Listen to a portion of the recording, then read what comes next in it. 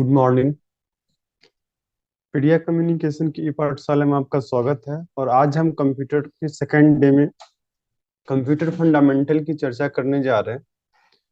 First day में हमने computer के बेसिक के बारे में जानकारी प्राप्त किया, बेसिक बातों को जाना कि कंप्यूटर है क्या, कैसे वर्क करती है, किस प्रोसेस से वर्क करती है, और कंप्यूटर का एक जो रूप है उस स्वरूप के बारे में। आज हमारा फंडामेंटल का दूसरा दिन है और आज हम उसी टॉपिक्स को नेक्स्ट लेवल पे बताने जा रहे हैं। कल हम आपको बता रहे थे अलग अलग डिवाइस के बारे में, कंप्यूटर की जो वर्किंग प्रोसेस है वो अलग अलग प्रोसेस के बारे में, अलग अलग तरीके के बारे में, जिसमें हमने आपको बताया इनपुट, आउटपुट और प्रोसेसिंग के तरीके को, मतलब कंप्यूटर के कार्य करने की शैली को। हमने आपको इनपुट डिवाइस के बारे में बताया, प्रोसेसिंग डिवाइस के, और आउटपुट आउटपुट डिवाइस के बारे में बताया था। इनपुट डिवाइस में क्या क्या चीजें आती हैं वो सारी मैंने आपको बताया था। प्रोसेसिंग और आउटपुट, ये सभी डिवाइसों के बारे में चर्चा की थी। आज हम लोग जो प्रोसेसिंग डिवाइस है, जो आप सीपीयू के अंदर देखते हैं, उन चीजों के बारे में जानेंगे कि ये किस तरह से वर्क करती है, इनका क्या कार्य होता है। जैसे हमने इनपुट डिवाइस में बताया था कि कीबोर्ड का काम होता है डाटा एंट्री के लिए, माउस का काम एक निर्देश के लिए होता है। उसी तरह से अलग अलग इनपुट डिवाइस का वर्क अलग अलग कामों में हम यूज करते हैं। इनपुट डिवाइस को अलग अलग, इनपुट डिवाइस को अलग अलग, आउटपुट डिवाइस को अलग अलग कामों के लिए यूज करते हैं। तो प्रोसेसर के अंदर भी, सीपीयू के अंदर भी बहुत सारी प्रोसेसिंग डिवाइस होती है, प्रोसेसिंग यूनिट होती है। तो वो उस यूनिट को हम कैसे, कहाँ कहाँ, किस किस यूनिट को यूज में लाते हैं वो जानते हैं। सबसे पहले हमारा प्रोसेसर के अंदर जो मेन चीज होता है वो CU, control unit. Control unit एक प्रोसेसर का पार्ट है जो उसे अलग अलग चीजों के लिए, जैसे कीबोर्ड, माउस, मतलब हमारे इनपुट और आउटपुट डिवाइस की जो इंस्ट्रक्शन है वो इंस्ट्रक्शन को कमांड करने का काम करता है। CU, control unit. आप नाम से भी वैसे जान ही रहे हैं, कंट्रोल यूनिट मतलब कंट्रोल करने वाला, नियंत्रण में रखने वाला। तो कंप्यूटर के अलग अलग पार्ट्सों को, अलग अलग अंगों को नियंत्रण करने का काम सीयू का होता है, कंट्रोल यूनिट का होता है। जिस तरह से हमारे शरीर में अलग अलग अंगों का प्रयोग हम अलग अलग चीजों के लिए करते हैं और मस्तिष्क सभी का कंट्रोल रखता है, उन सभी अंगों को नियंत्रित रखता है, उसी तरह से कंप्यूटर के अंदर भी एक विशेष पार्ट्स होता है जिसको हम लोग सीयू नाम देते हैं, कंट्रोल यूनिट्स बोलते हैं। और वो कंट्रोल यूनिट्स हमारे अलग अलग पार्टों को मैनेज करके रखता है, उसे एकजुटता उसके अंदर बना के रखता है। अगला हमारा होता है ALU, arithmetical logical unit. Arithmetical logical unit, इसका काम होता है कि इनपुट डिवाइस जो निर्देश दिया है उन सभी निर्देशों को मॉडिफाई करना, उन उन सभी निर्देशों के ऊपर एक परफॉर्म्स तैयार करना, किस तरह का निर्देश है और उस निर्देश को हमें अगले रिजल्ट के रूप में कैसे जारी करेंगे, ये हमें एएलयू की मदद से हमारा ये काम संभव हो पाता है। फिर एएलयू में इसी के अंदर मेमोरी होता है। मेमोरी का काम सीपीयू और सभी डाटाओं को, सीपीयू के अंदर आने वाली सभी डाटाओं को एब्जॉर्ब करना होता है और उसे प्रोसेस में डालना होता है। तो मेमोरी भी अलग अलग तरीके से होती है जो हम आपको नेक्स्ट लेवल में बताएंगे, नेक्स्ट क्लास में बताएंगे। तो मेमोरी में भी एक तो स्टोरेज करने वाली होती है, एक मेमोरी होती है वो स्टोरेज नहीं करती है, सिर्फ डाटा को स्कैन करने की काम करती है, कह सकते हैं आपको एक नली नुमा कहिए। जैसे कि कोई बहाव वाली नदियां होती हैं जिसमें निरंतर पानी चलती ही रहती है, रुकने का नहीं होता, और हमारा जो तालाब होता है उसमें पानी ठहरता है। तो मेमोरी दो तरह की, एक तो तालाब जैसा कि पानी को हम एब्जॉर्ब कर लेते हैं, रोक लेते हैं, ठहरा लेते हैं। दूसरा हमारा मेमोरी होता है नदी की जैसा, मतलब उसमें बहाव, डाटा की बहाव होती है। वो हर हमेशा डाटा उसमें स्टोरेज नहीं होता है। डाटा उससे आती रहती है और जाती रहती है, उसकी कैपेसिटी को प्रभावित नहीं कर पाता है। जिस तरह से यदि आप तालाब की बात, तालाब और नदियों की जैसे मैंने एग्जांपल दिया, तो तालाब में अब क्या करते हैं कि तालाब एक सीमित होता है, उनका जो अपना पार्टिकुलर हिस्सा होता है वो उसी के बराबर पानी को एब्जॉर्ब कर सकता है। तालाब से पानी आप इधर से उधर, मतलब एक तालाब से दूसरे तालाब में, ये बहाव की कैपेसिटी नहीं होती। तालाब एक छोटा सा गड्ढा नुमा होता है, मतलब बड़ा सा गड्ढा नुमा होता है जिसमें आप पानी को एब्जॉर्ब करके रखते हैं। लेकिन नदियां क्या होती है, उसका उस नदियों का मिलाप कहीं ना कहीं दूसरी बड़ी नदियों से होता है, जहां से उनका एक छोटा सा हिस्सा, बड़ी नदियों का एक छोटा सा हिस्सा उस नदी से होके बहाव करती है और एक जगह से दूसरे जगह पानी ट्रेवल करती है। उसी तरह से जब हम अपने डाटा को प्रविष्ट करते हैं सीपीयू के अंदर, तो इनका अलग अलग पार्ट्स उसको अलग अलग तरीके से करती है। मेमोरी में भी दो तरह का मेमोरी, एक मेमोरी क्या करती है, इस डाटा को सुरक्षित रख लेती है, और दूसरी मेमोरी क्या करती है, सिर्फ वो अपने अंदर से डाटा को प्रविष्ट करती है, मतलब एक साइड से एक्सेप्ट करती है और दूसरी साइड हमारे दूसरे डिवाइस को वो इंपोर्ट कर देती है। अगला चीज हमारा मेमोरी से ही रिलेटेड, जैसे कि मैंने आपको तो देखिए इसमें इंस्ट्रक्शन में पूरा दिया हुआ है स्ट्रक्चर में, कि मेमोरी भी इसमें अलग अलग तरह के इंटरनल मेमोरी, एक्सटर्नल मेमोरी, हमारा primary memory, secondary memory, RAM ROM, अलग अलग तरह से इसमें मेमोरी का भी अलग अलग प्रकार है। तो हमने क्या किया कि हम सभी मेमोरी को एक एब्जॉर्बेशन की तरह से इसको देखते जा रहे हैं। जैसा कि हमने आपको बताया कि इनपुट डिवाइस में क्या क्या आता है, उसी तरह से मैं अभी ये चर्चा कर रहा था और प्रोसेसिंग डिवाइस के बारे में, कि प्रोसेसिंग डिवाइस में क्या क्या आता है और वो किस तरह से उसका क्या क्या अलग अलग काम होता है। हमारा जो पहला प्रोसेसिंग यूनिट एक तरह का है, जैसे CPU, control units, arithmetic arithmetic and logical units और मेमोरी। ये चार चीजें प्राइमरी है हमारे डिवाइस के सीपीयू के अंदर, प्रोसेसिंग यूनिट्स के अंदर। प्रोसेसर का मतलब एक ग्रुप है, जैसे समझ लीजिए यूं कि एक ग्रुप है और वो अलग अलग टीम वर्क करती है। प्रोसेसर, ये जरूरी नहीं है कि मतलब प्रोसेसर की बात करें, प्रोसेसिंग की बात करें तो सिर्फ हमारा प्रोसेसिंग यूनिट्स, मतलब हमारा सीपीयू सारा काम करती है। सीपीयू के अंदर भी बहुत सारा पार्ट्स होता है। आप इसको एक एग्जांपल से समझ लीजिए कि जैसे हम कोई काम को किसी को टेंडर देते हैं, तो वो कंट्रैक्टर एक होता है, उनका नाम एक होता है, लेकिन उसके अंदर बहुत सारे वर्कर्स काम करने वाले होते हैं, उस काम को अलग तरह के अंजाम देने के लिए, एक अच्छे अंजाम देने के लिए अलग अलग वर्कर्स होते हैं। हमने इनपुट डिवाइस में देखा कि हमारा बहुत सारा डिवाइस, जैसे एक साथ हम लोग कीबोर्ड माउस यूज करते हैं और दोनों का दोनों इनपुट डिवाइस है। उसी तरह से हमारे प्रोसेसर में, सीपीयू के अंदर प्रोसेसिंग के लिए बहुत सारा उसका अलग अलग डिवाइस होता है और उनका अलग अलग काम होता है। तो इनको मेनली चार भागों में डिवाइड कर दिया गया प्रोसेसिंग डिवाइस को।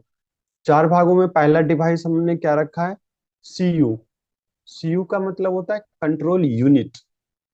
कंट्रोल यूनिट, कंट्रोल का यूनिट का मतलब समझ रहे हैं, नाम से ही पता चल रहा है कि कंट्रोल करने वाला, नियंत्रण करने वाला।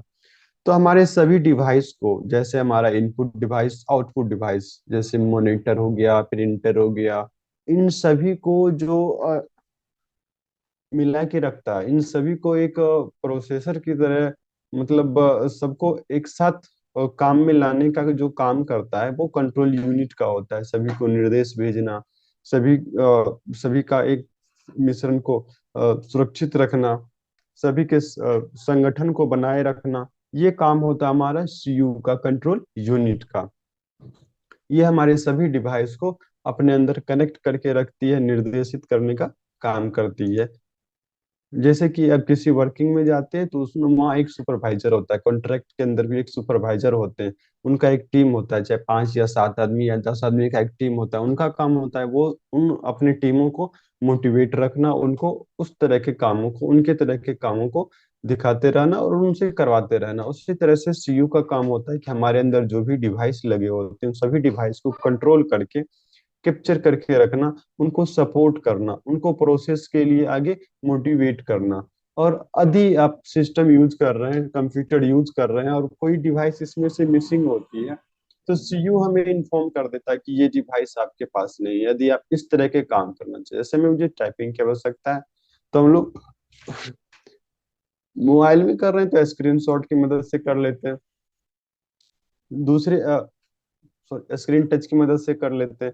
और लैपटॉप में कर रहे हैं या कंप्यूटर में कर रहे हैं तो टाइपिंग हम लोग करते हैं, तो इसमें कहीं ना कहीं से एक इनपुट डिवाइस जैसे कीबोर्ड हम लोग यूज कर लेते हैं। स्क्रीन टच भी हमारा इनपुट डिवाइस ही है, इन स्क्रीन टच का यूज कर लेते हैं। तो ये इस डिवाइस को भी कंट्रोल करके अपने अंदर समा के रखने वाला जो एक यूनिट्स है सीपीयू के अंदर, वो सीयू कहलाता है। अगला हमारा होता है एएलयू, अर्थ अर्थमेटिकल अर्थ arithmetical logical unit, arithmetical logical unit ALU. अब एएलयू का क्या काम होता है? एएलयू का काम होता है जितने सारे डाटा दिए गए हैं, उन सभी डाटाओं को निर्देश के अनुसार अलग अलग तरह के कामों में, परफॉर्म में उनको डाल देना।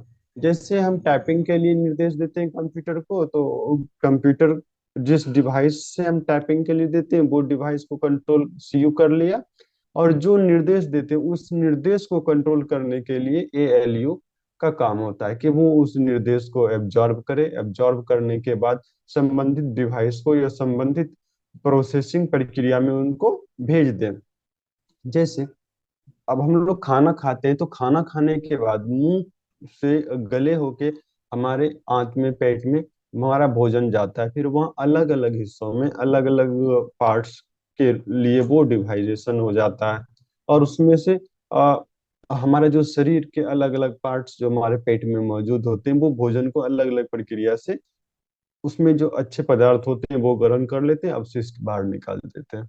तो उसी तरह से ये हमारे कंप्यूटर के अंदर एएलयू का काम होता है, जो डाटा हम इसमें प्रविष्ट करते हैं, जो एंट्री करते हैं, उन डाटाओं को ग्रहण करना, उस डाटा का क्या वर्क होगा, ऑपरेटर क्या निर्देश दे रहे, उस निर्देश के अनुरूप उस डाटा में परिवर्तन करना, और परिवर्तन करने के बाद हमें परफॉर्मेंस दिखाना, ये एएलयू का काम होता है।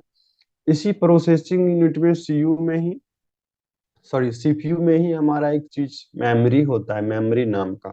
मेमोरी का मतलब सभी जानते हैं, संग्रहक भी कह सकते हैं, आदास्त भी कह सकते हैं इसको, ये स्टोरेज कैपेसिटी वाले भी कह सकते हैं। तो यूज के आधार पे मेमोरी का अलग अलग अर्थ भी मान लेते हैं।